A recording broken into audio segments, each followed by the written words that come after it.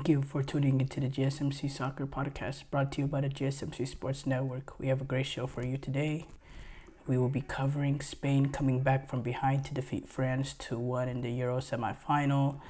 We'll talk about Argentina defeating Canada to reach their Copa America Final. We'll preview the match between England and Spain, and we'll preview the match between Colombia and Uruguay. And make sure you stick around for the end of the show, where I'll be giving you my thoughts on some of the top headlines going on in the soccer world. Before we start off, I would like to ask that you like and follow the show. Also, we get a number of questions that come in during the show, so to ensure that your questions get read on the air, I ask that you use the tips and donations link at gsmcpodcast.net with your questions. This puts your questions at the top of the list so that I can see it, and it'll also really help grow the show. So again, the link is gsmcpodcast.net. We start off with Spain. They have reached the European Championship final after defeating France 2-1. Come from behind victory after falling behind early. They win 2-1, and they're off to the European Championship final in Berlin with goals from Lamine Yamal and Dani Olmo, which came shortly after Colomwani gave the French the lead in the 8th minute. Lamine Yamal, absolute wonder goal on the left foot, becoming the youngest player to ever score in Euros history, in European Championship history, with an absolutely stunning strike, and then followed up with Dani Olmo making a good run in the box, controlling a ball sublimely and nestling it into the back of the net after a deflection off Jules Koundé. He was actually going back and forth whether or not it would be considered an own goal or a goal for Dani Olmo. Eventually, they deemed the shot as going on target already pre the touch of Jules Koundé. But at the end of the day, it don't matter whether or not Dani Olmo or not gets credit. What matters is Spain get credit for the goal, and which was enough to push them through in the second half after a worksman-like performance in that second half from the Spanish. They have found their way in the European Championship final, and France have found themselves home. Now, as far as Spain, there's multiple ways we can go about this. We can talk about this. As far as Spain, they have continued what they have done at this European Championship after an unbelievable start at the European Championship after getting past Croatia in a game that was really hard. Not hard, but that they really suffered some chances against them. It's a game that they blew out of the doors just because of how clinical they were, how vertical and direct that they were, and they were able to win that game comfortably. Then they absolutely outclassed, dominated the likes of Italy to get past them, and then they rolled out their second team against Albania and beat them. And then against Georgia, they suffer a goal early. They face some adversity, but they come back and they roar their way back to scoring 4 unanswered goals to get past them. And then in that Germany game, they show their quality. They show their quality early. They get the goal. They show their ability to defend, to suffer. They end up conceding late on to push it to extra time, but they don't fold. They end up creating an opportunity back for themselves, and they win it on the final, almost the final kick of the game. And then in this game, they face adversity. They go down a goal early. They start suffering some opportunities in transition as well. Some really, really shaky opportunities that they suffered. Jesus Navas struggled in that first, block of the first half. Not just allowing that crossing that led to the goal, but also suffering a yellow card as well, which was kind of necessary because Mbappe was in acres of space on that left-hand side. He let Rabiot through there. and yeah, Spain, they did struggle for a bit. They ended up, in that first part of the game, they ended up creating an absolutely amazing opportunity from Lamine Yamal finding Dani Olmo, not taking advantage of that header, clean header, and then on the other hand, a few minutes later, France taking advantage of basically the exact same opportunity. Mbappe playing in a very similar ball into the path of Colomani, who does take advantage of the header. And, you're thinking, Spain teams of the past, France is just going to sit in and then really make them pay in transition. Because, I thought this was the sort of goal that could break the deadlock of this tournament of France's struggling attack. Being able to get their first open play goal, I thought could really open things up for France. But, and the way France has defended in this tournament, it was going to take something absolutely wonderful. And that's what it took. It took a Lamine Yamal absolute banger of a goal, pure quality to get in. And once Spain were able, and that's what it was going to take. It was going to take a moment like that, because the French defense, they don't fold. They don't allow opportunities. Their center backs don't get moved. They don't open up. There's no space to go in behind them. There's no gaps between the midfield and the defense. N'Golo Kante is all over the place. They defend individually brilliant well. It was going to take something absolute wonderful to break the deadlock. They were able to get that goal through Lamine Yamal, opened up the game a little bit, and then led shortly after a brilliant touch by Dani Olmo. Great control by him, making a clever run, being at the right place at the right time. The capacity he has to get into the box and score a goal. Took advantage of an opportunity. And then Spain, Spain were able to do what they do best, control the ball, especially for the rest of that first half. France did not create much opportunities. In the second half is when France, really stepped it up, but it never felt like Spain were really in huge danger. Upamecano had a header, but apart from that, Mbappe had a chance as well.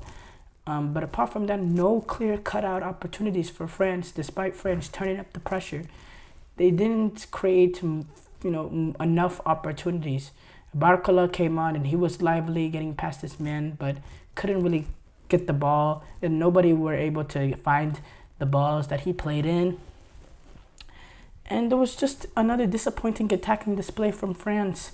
And honestly, just based on how the tournament went, it's fair that they've gotten eliminated, and it's fair that Spain moved on, because Spain has been much better team to watch. They've played the better football. They've been more entertaining. They've been more dangerous, and they've just been the better team overall. It was a great game, though. It was a great game. Lamine Yamal, he was named the player of the match, which I think was rightfully so, because that goal is a goal that we'll talk about forever. And that goal was so crucial in the fact that, in that moment where France is up 1-0, there is no way they concede a goal. The only way they concede a goal is a goal like that, an absolute wonder strike that nobody can do anything about it, because that's just not the nature of France giving up a 1-0 lead under Deschamps. That kind of breakthrough happened. And that's the thing too, whenever you have this sort of style that Deschamps has, it leaves you susceptible to moments of magic, of moments of absolute brilliance, because if something like that happens and you don't have the scintillating attack that other teams have, it's hard to come back from those sort of moments. It really is. And that's what's going on, and that's what happened here. I thought midfield-wise, Fabian Ruiz and Dani Olmo were very, very, very important. I think Pedri has good passing capabilities and is the best passer in the squad, especially when you look at from advanced midfield role.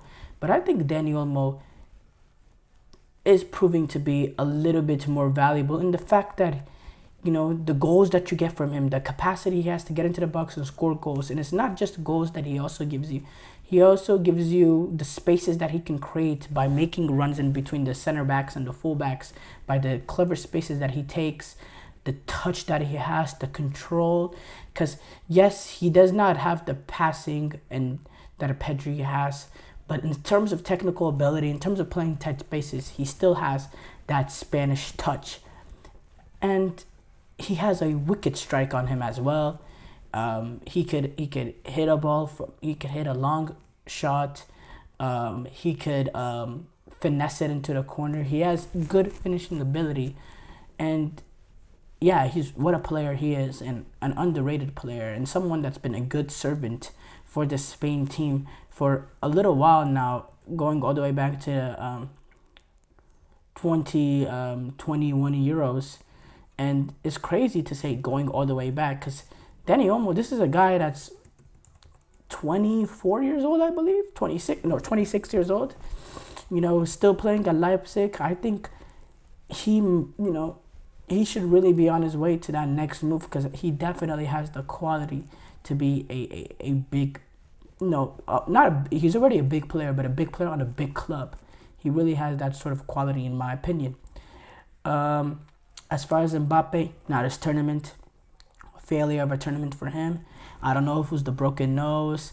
I don't know if it was what happened in this season, the club season, but just this season it's been horrible for Mbappe, club-wise, international-wise. It's just been a really, really bad year. Failures on all levels. Not being able to accomplish winning the Champions League with Paris, getting eliminated by Dortmund in the semi-final, then this European Championship not coming away with it.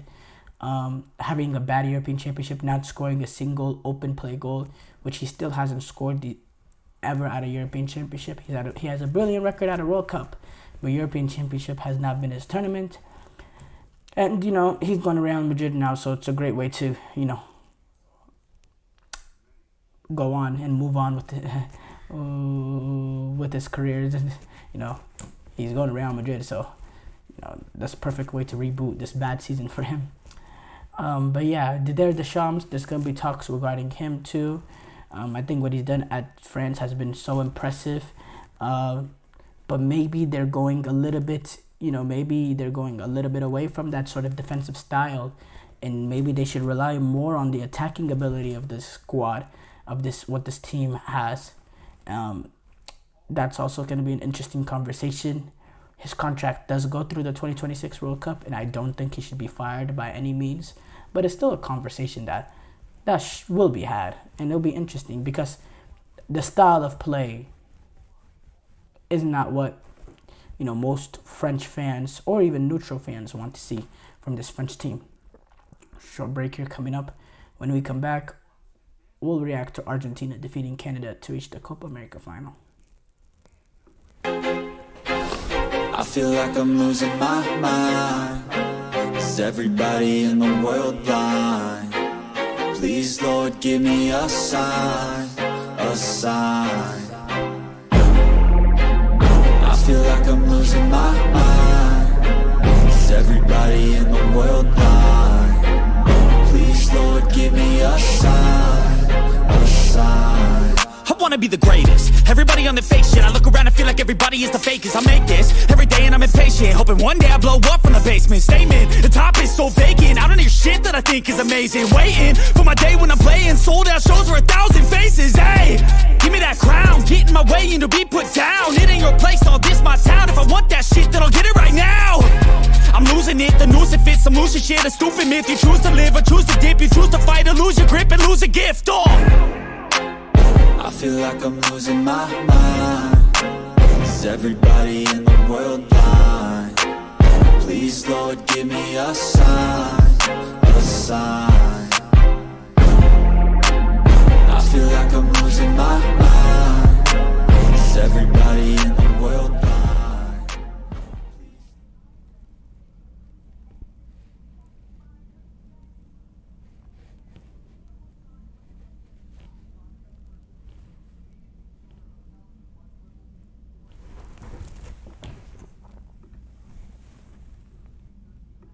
Before the break, we reacted to Spain coming back from behind to defeat France 2-1 in the Euro semi-final.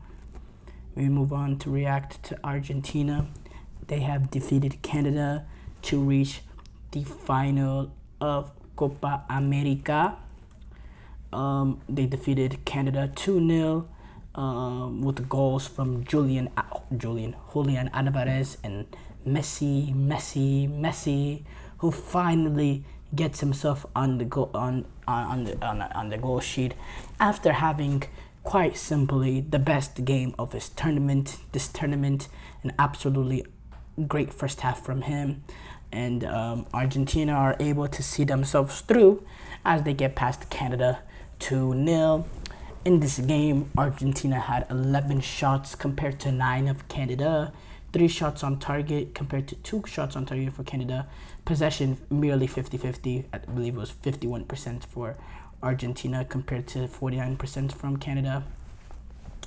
But yeah, I just want to say congratulations to Jesse Marsch, what he's done with this Canadian team up to this point at this Copa America, to take a team a month before this tournament, really put yourself being put in a bad position, but to come in the job and to get this team to a semifinal, great achievement for him. This is the deepest that Canada has been at a men's international tournament, and yeah, huge congratulations to him. You see what the U.S. did, what they're doing under Berhalter, and now what Jesse Marsch has been able to do right away.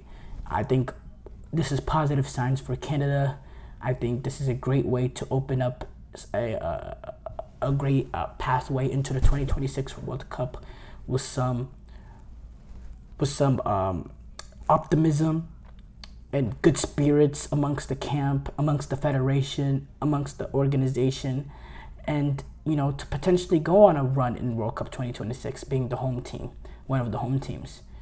And which, if you look at the Canadian national team a few months ago, there was no sort of hope. Now I think there's big hope amongst this Canada team. I think they've shown progression that the U.S. and Mexico failed to show, and what Jesse Marsch did in only 6 weeks, really makes me think, what could happen to the U.S. men's national team if they can bring a proper head coach in.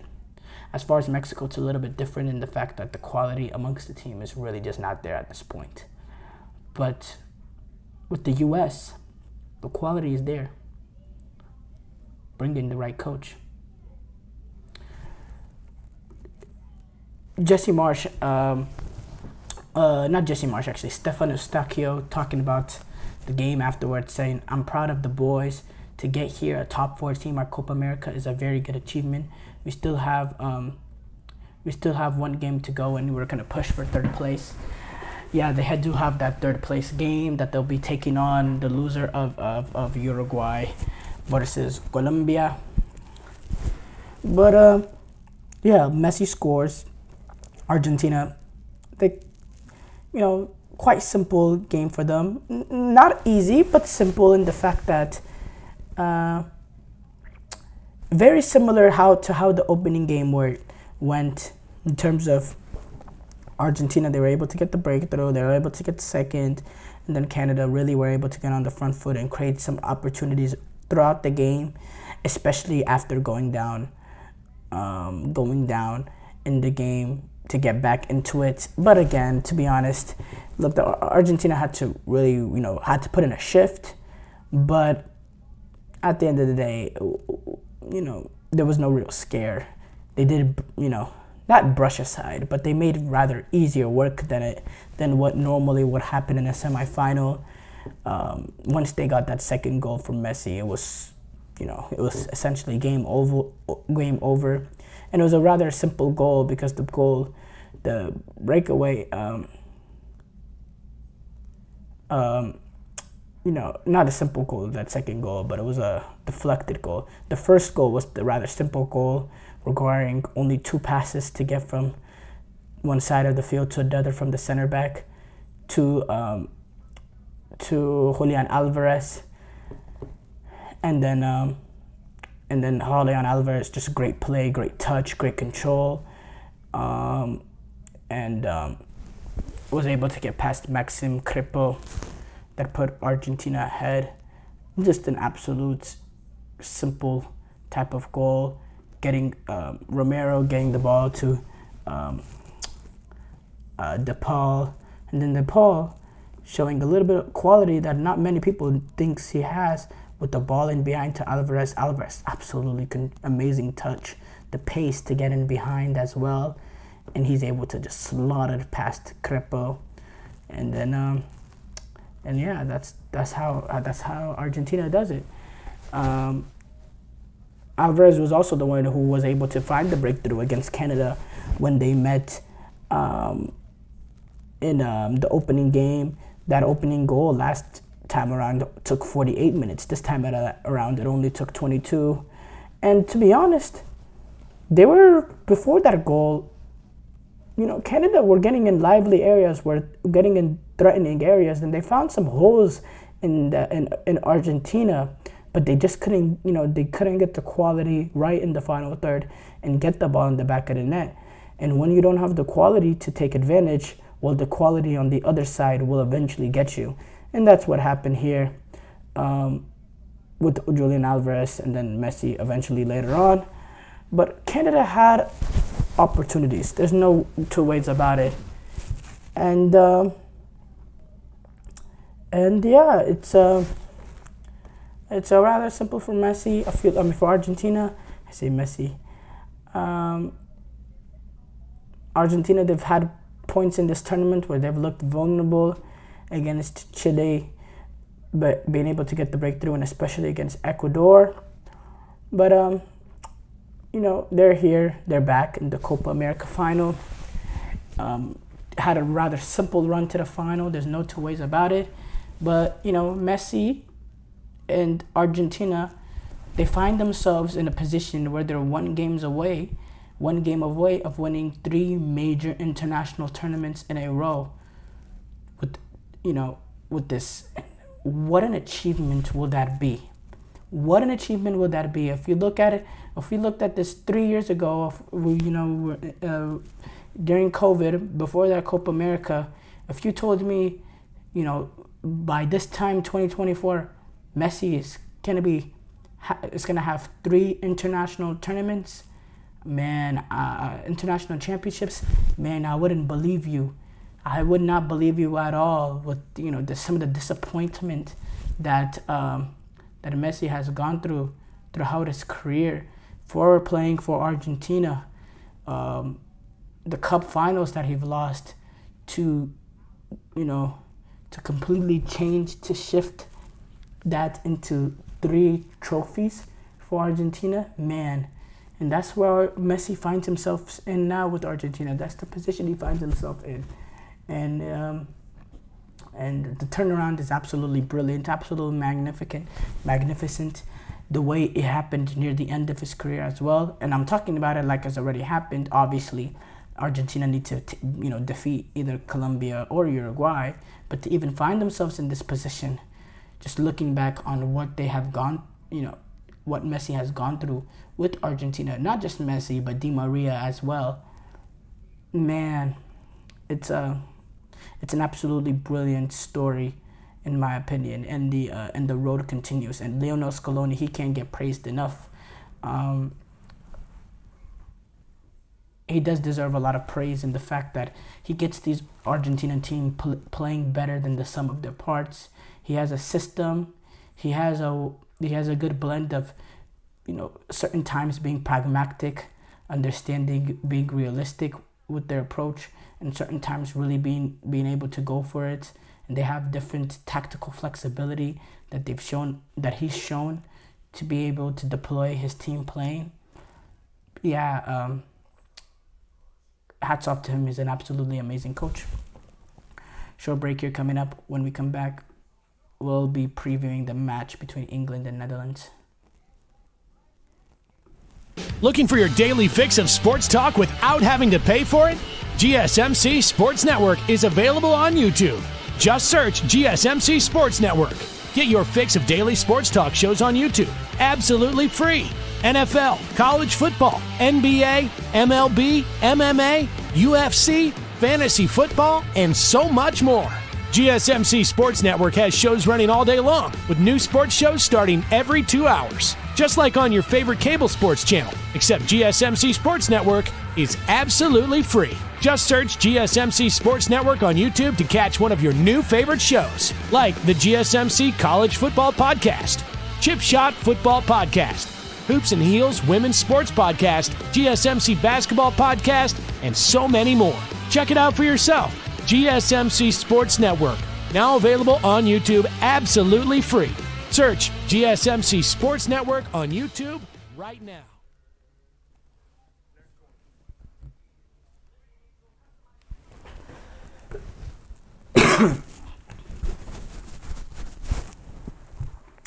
Before the break, we reacted Argentina defeating Canada to reach the Copa America Final. We move on to preview the match between England and Netherlands.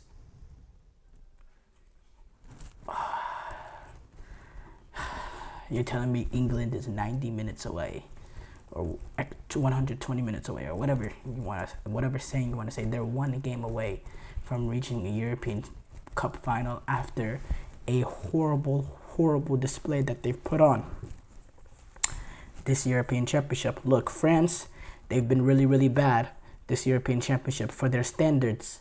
They've been really bad. They paid the price against Spain. England, forget their standards. They've been pretty bad just in general this European Championship. So you would hope, we would all hope, anybody who's not English hopes that there is a price, or an English fan, let me say that, anyone who doesn't root for this team, we hope that there's a price that they pay in this game, because the football that they've played at this European Championship has been woeful. And, it's time for someone to take care of them. Now, does Netherlands have the quality to take care of them? Because the Netherlands are not Spain, but England are not France as well. I think it's similar sort of notion from Spain, France, but a lesser extent, because I think these are two teams that have been worse, respectively, than Spain, France at this European Championship. As far as England, individual quality, they have more individual quality than the Netherlands. No two ways about it. I'd say in that Netherlands team, I would say probably Virgil van Dijk. From the team here, obviously Frankie de Jong is a different story, but from the team right now, I think Virgil van Dijk, Ake,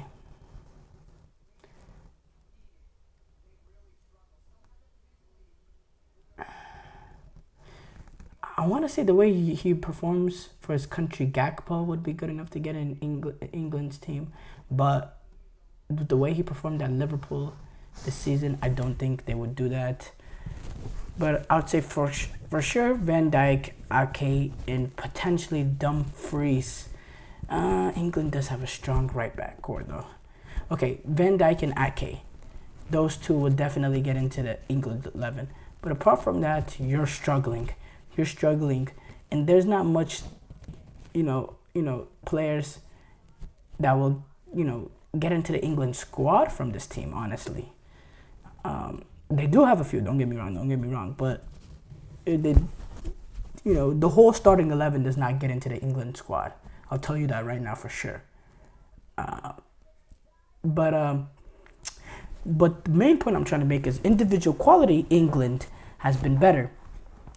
I think Dutch have played the better football, especially progressively as this tournament went on. I think Dutch have really turned it on, and I think Dutch has had better moments than England. I think England has relied on individual moments to get them where they are, individual moments of magic. I think Dutch have found themselves to play in games where they've had sustained period of having success in games. Don't think England has shown that to us. England has been very, very pragmatic in most of games.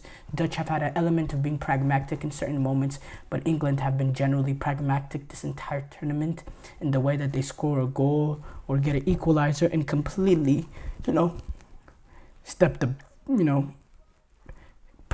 take their foot off the gas and, move everyone 10 yards back. Yeah, I've made it clear on England and how they performed. I don't want to sound like a broken record, but they've just not been good enough at this European Championship. But their individual quality has gotten them through. And they've defended pretty well at the same time also. They've defended really, really well at this European Championship. A combination of how well they've defended and individual moments of magic from quality players that they have, like Bukayo Saka, specifically when I'm talking about that moment in Switzerland, and Jude Bellingham, that has gotten them where they are today. Now, based on last week's performance, if I'm Gareth Southgate, I said this after the Slovakia game, and I'll say it again. Major changes should come. Harry Kane should get dropped. Ivan Toney should have come in. Bring in Anthony Gordon on the left-hand side. Play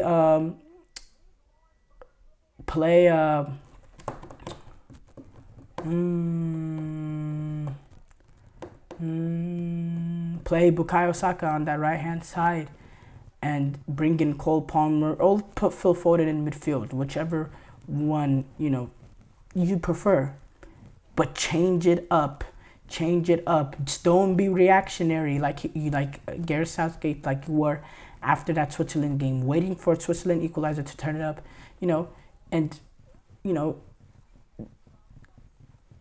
don't stay in the back five, Don't stay in the back five again against the Dutch.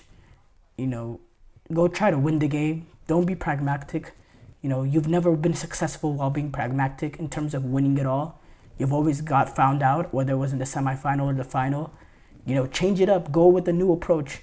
Go to win the game rather than try to lose the game, because eventually you will fall short with that. Now, he's found himself in a position where he's 2 games left away from winning the European Championship. So maybe that, he's going to fall into his old habits. But, I don't know. I think as far as the Dutch, I think it's very important for them to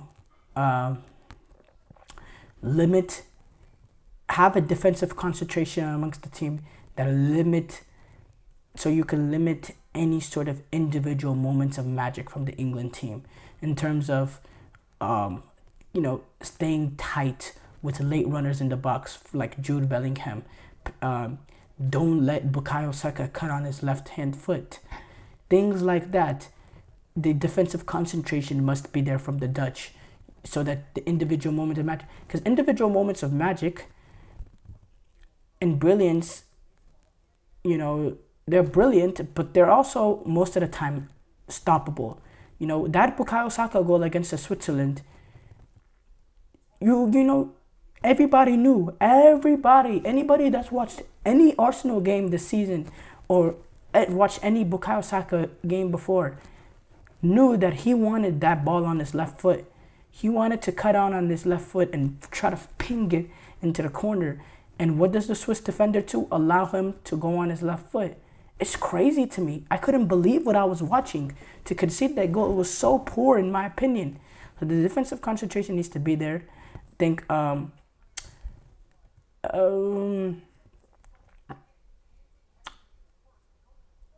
I think you have to be clever in the way you attack the English back line. I don't think you could just make runs with Memphis Depay and behind. I think England will sniff those out. I think there needs to be a little bit change of element in terms of how they play. I think De Jong, he's not going to start the game, but him coming in, he's going to be very important because I don't think Depay will be effective in this game. I don't think England are going to just let him run in behind or run at them. I think you bring on a guy like De Jong that could be physical, that could be a target man, can make this England team suffer more than what Depay could do. I think Dutch are going to have opportunities though. They're going to get on the ball, and England will allow them to have a lot of the ball because naturally they are pragmatic. So getting the ball to Cody Gakpo and letting him work, playing on the left-hand side, going up against, going up against Kyle Walker, which, really, if you look at it, Kyle Walker, yes, he's a pacey defender, and he's a very, very good defender, but Cody Gakpo naturally doesn't play to the strengths of Kyle Walker. Kyle Walker's strength is his pace and his one-on-one defending, yes, but Cody Gakpo, he doesn't use his pace. It's pure ability and end product and his movement.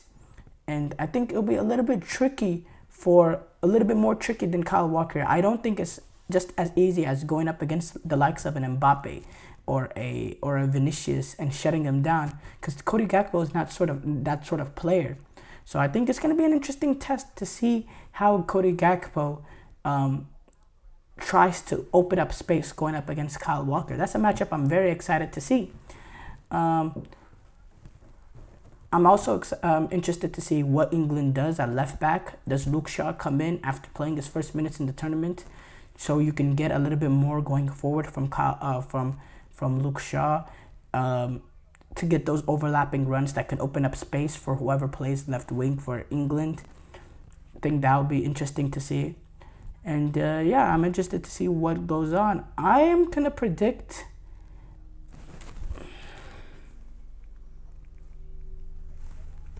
Look, England have been woeful. I think Dutch will have just enough quality to get it done. I say 2-1 to the Dutch. 2-1 to the Dutch. That's my prediction.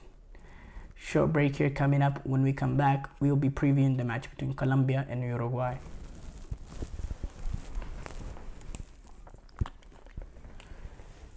For the best and latest podcasts available anywhere, go to the podcast app on your cell phone and type in GSMC to access free content-rich podcasts on health and wellness, book reviews, sports, entertainment, relationships, social media, movies, technology, finance, and even weird news. Subscribe and download the GSMC Podcast Network's family of shows, available everywhere podcasts are found.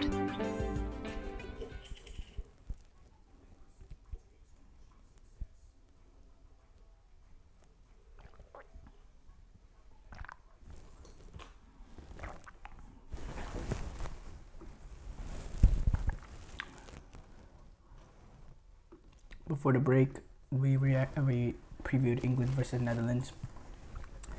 We move on to preview the semi-final between Colombia and Uruguay. These are two teams that are coming in on much different sort of games in the quarterfinals. Colombia were able to slide past Panama in a rather very comfortable game, in a game that they were able to rest a lot of their players in that second half. They were able to take off the likes of Luis Diaz, Cordoba, Rodriguez, Arias, Munoz early in the game and give rest to a lot of those players as they dumped Panama 5-0. And Uruguay, on the other hand, had to take on probably the worst matchup you could have got as a group winner in getting to play Brazil, in which they defeated them in penalties in a very physical, very, very physical sort of game. I think there was one red card, like 4 yellow cards, but that doesn't tell the story of how physical it was. It was extremely physical. It was a dog fight. There was at times it didn't really look like a football game, and it was a game that Uruguayan players came out of it, probably was 2 less years of their career down the line. That's how physical of sort of a game it was, and yes, that will make a difference in this. That will, in my opinion, I think that will make a difference in this game, because these two teams are entering on two different levels of being healthy, in my opinion. Now, as far as the teams go, I think Uruguay has had a very, very good tournament. I think Colombia started off just a little bit slow against Paraguay, but then hence turned it on since then, and are coming in on a ridiculous 20+ game unbeaten run, and just showing themselves to be a very phenomenal team. But I think individually Uruguay does have more quality, does have a little bit more depth on the bench as well. When you look at Diarasqueta on the bench, Bentancur on the bench, I think Uruguay individually does have the better players and a little bit more depth. But I think Colombia are coming in much better form, and there's that hidden salsa element with Luis Diaz, his verticality, his ability to salsa dance his way past the defender with the quality he has. James Rodriguez playing like prime James in terms of creating for his team, in terms of being that number 10, that old school type of number 10, which we thought was extinct. He has been absolutely brilliant this tournament. They were coached really well by Nestor Lorenzo. At the same time, you could say the exact same thing with Marcelo Bielsa with Uruguay. In my opinion, just an absolute phenomenal game, and it's really hard to tie it. This game will be played at the Bank of America Stadium in North Carolina. Expect that stadium to be fully packed, electric atmosphere, and yeah, I'm so excited to watch this game.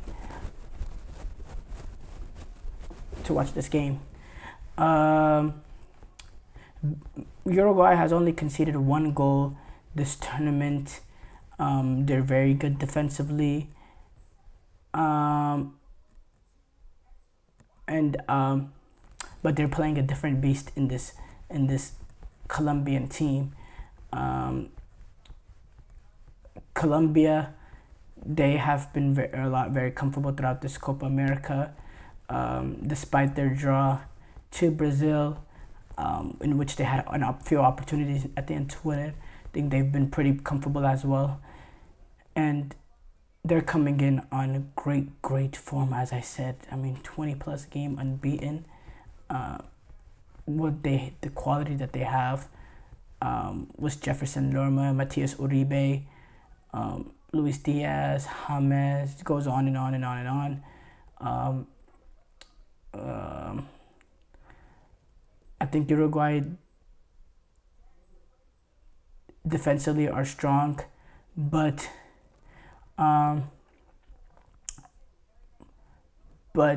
with Araujo gone and Nandez banned, having Uruguay having to reshuffle their defense is a very dangerous position that they find themselves in a semifinal, especially if they try to press up, play at a high intensity sort of game against Colombia, potentially that may leave in space in behind with this makeshift back line, could find themselves in dangers,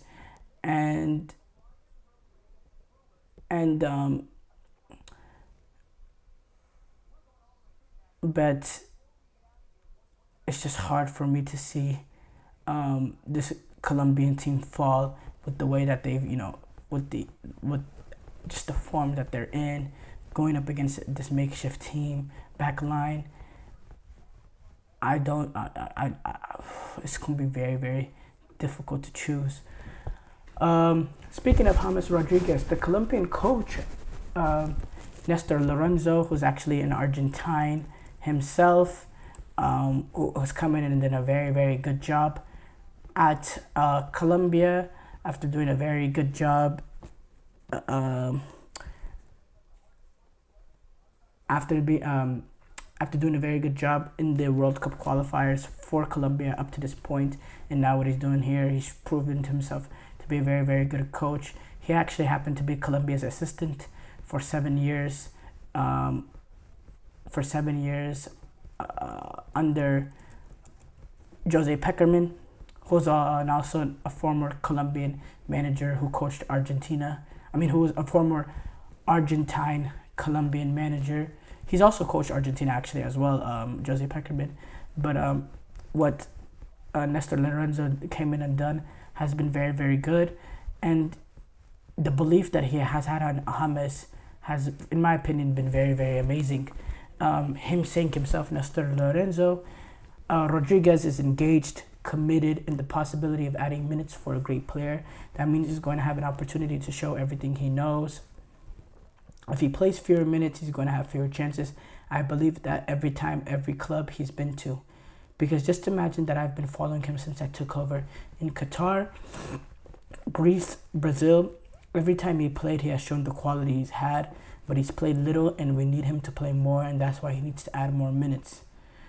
Colombia is on an unbelievable 27-match unbeaten streak entering this game. 27-match. And Lorenzo, he took a step back from that streak, saying the streak is not something that I mentioned ever. Wednesday is our most important match.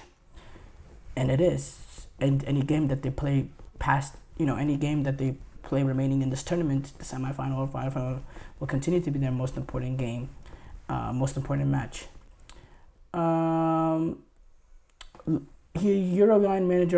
Colombian manager was also asked about Uruguayan physical style of play, in which he said, when asked whether he was concerned about Uruguay's physical style of play, in which he said, no, I'm not concerned because of that. I believe that's neutralizing fouls.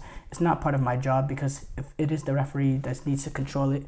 There are fouls and fouls. When the fouls start being tactical and stopping the game, the referee needs to intervene. I'm not concerned about that. I know how football is played in South America and we are ready for anything. But if push comes to shove, it's up to referee to take measures. I cannot do anything.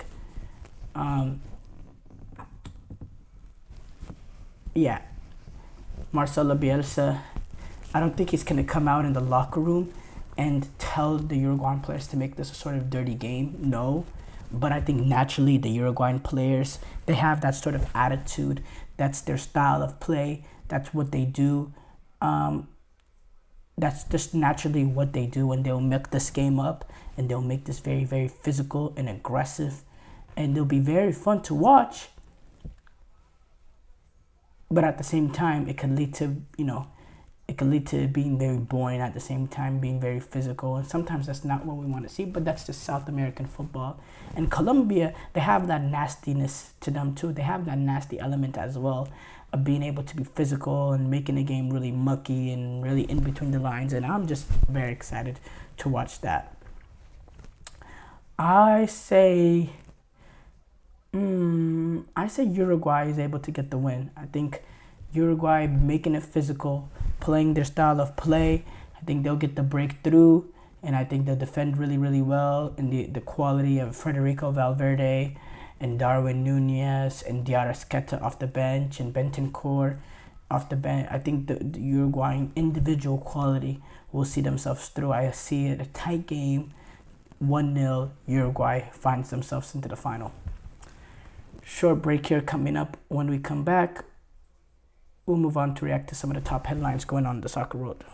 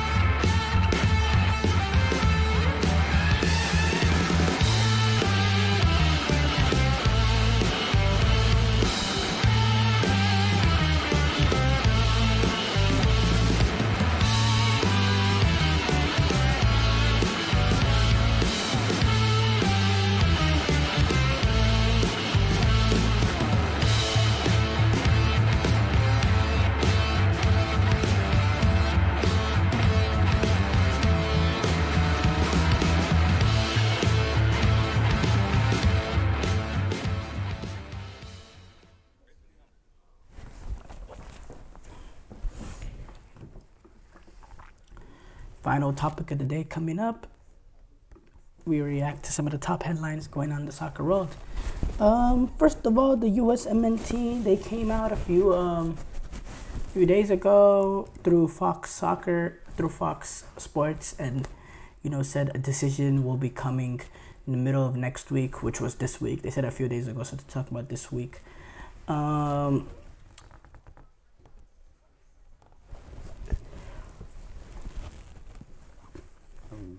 Look, I'm not going to comment too much on it. They just need to make the right decision, and I made it clear in the last 2 segments ago what is the clear decision. The U.S. has a big problem, and it starts off with the manager, and yeah, that's all I need to say. And middle of the week, it's Tuesday, or it was Tuesday. We're at 12:35 right now, so it's Wednesday. So I believe the decision should come, later on today, maybe tomorrow. But it's time. It's time to move on. It's time to make the change and bring in someone that can have a positive impact the way that Jesse Marsch has had on Canada. And, Jurgen Klopp is probably not possible. Let's be realistic. Obviously, if it was, we'll all want him. But, it's still, whether or not he's possible or not, new manager must come in.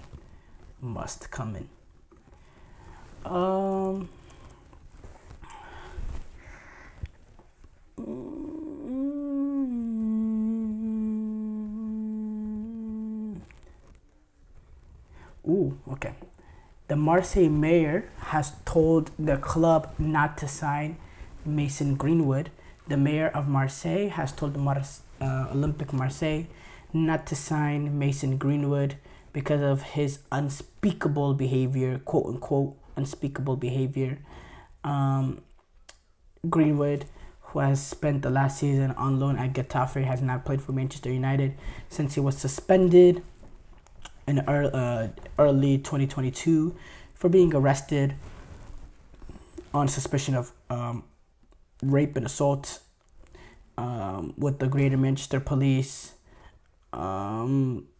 confirming the existence of these videos and photos that show some graphic details of such incidents.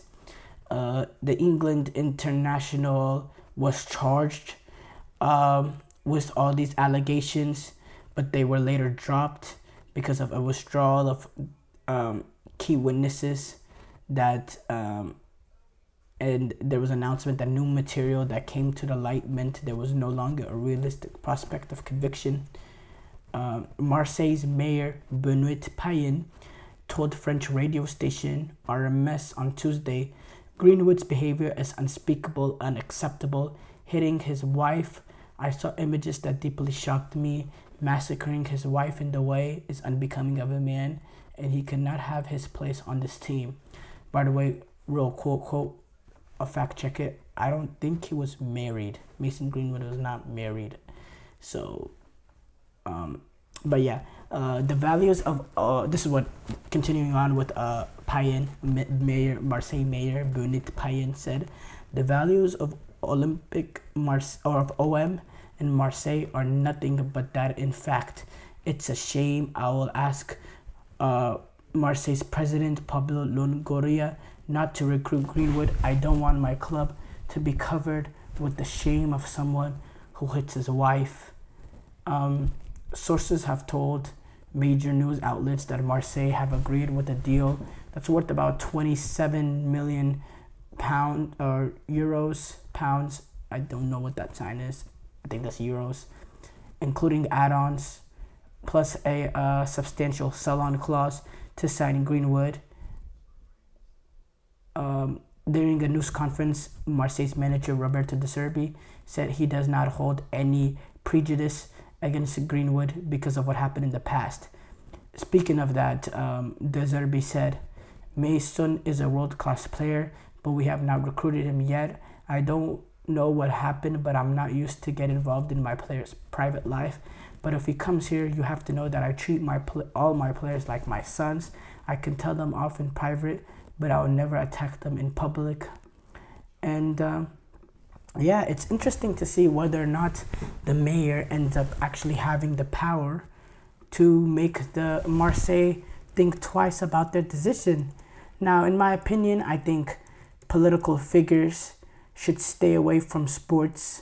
Even if they're a fan of the team, they can root for them, they can be present at the stadium and all that, but don't get involved with anything else in terms of the inside workings of the team. Going back to the European Super League, obviously I was hugely against it. I hated it. It was a horrible idea, and it was a disgrace how the owners, did it behind our backs. But at the same time, I was really against the whole notion of Boris Johnson, the British Prime Minister at the time, coming out, talking about how he'll pass laws against it and all that. Like, mind your business. You're a political figure. Worry about the political side of what's going on in your country and stay out of the sports, because you have no jurisdiction when it comes to the sports. You have no power regarding the sports. You're not the president of FIFA or the club or anything like that. You have no power in football. You're someone who has power in terms of politics, which is two different fields. I don't like that at all. I don't like, people in politics thinking they have any sort of control amongst football. That's not within your control.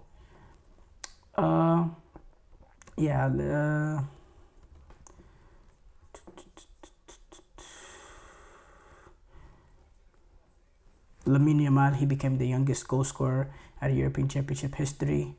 Al Ittihad, they tried to sign Mohamed Salah last season on loan, says the Saudi sports minister. Apart from that, there's no real headlines going on. Messi scored his 109th international goal, moving him above Ali Dai as second all-time in terms of goal scorers, international goal scorers in the history of football.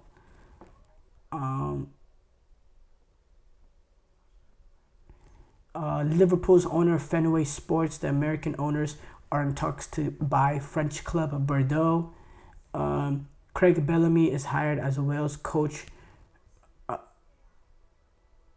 for his first role in senior management. He's gonna take over the Wales national team. That's gonna be very interesting to watch. They have not been willing to hire former legends of their national team. And Craig Bellamy, you remember Ryan Giggs, he had his period of being the Wales manager before some of the scandalous behavior came out regarding what went on. But I'm interested to see. I liked Craig Bellamy's demeanor. I like his character. I think he's going to be a very charismatic head coach. He's going to keep it real. He's going to keep it very, very real. I always go back to, that press conference he had. I believe it was after a loss to Finland in a qualifier, in which they basically got knocked out already of the international tournament. And it was just a very funny interview, but very, very real and very straightforward. And he's very charismatic and he's very real. And yeah, I think this could be a good hire for Wales. Regarding his football, I don't really know his style of play. I don't know what his philosophy is regarding his footballing approach. But that's something we'll figure out, I guess, and we'll all be in it for a ride. And this is a Wales team that has earned themselves a pedigree over the last few years of reaching major international tournaments, and they've even reached a semi-final in 2016. So yeah, Wales is not just some little national team. This is a team with some real pedigree over the last few years. And yeah, it's interesting to see if we can get them back to European championships or World Cup.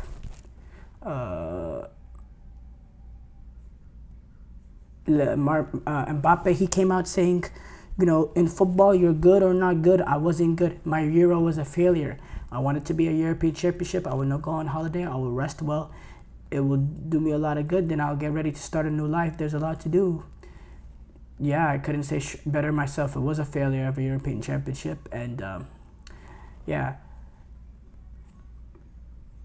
we will conclude today's show with that. Tomorrow we'll be back. And we'll be talking about the 2 other semifinals between Netherlands and England. And then Colombia, Uruguay. 2 very, very, very, very good games. And thank you for tuning into the GSMC Soccer Podcast presented by the GSMC Sports Network. Your support means a lot to us. So please remember to subscribe to the show and leave a positive review. It really does make a difference. We also invite you to follow us on Facebook, Twitter, TikTok, and Instagram for more content and updates. Thank you once again and have a wonderful, wonderful day.